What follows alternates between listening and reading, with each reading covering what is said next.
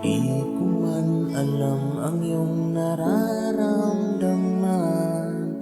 Di ko maintindihan ang iyong mga kailangan, na para bang isang lang di kayang mapigilan.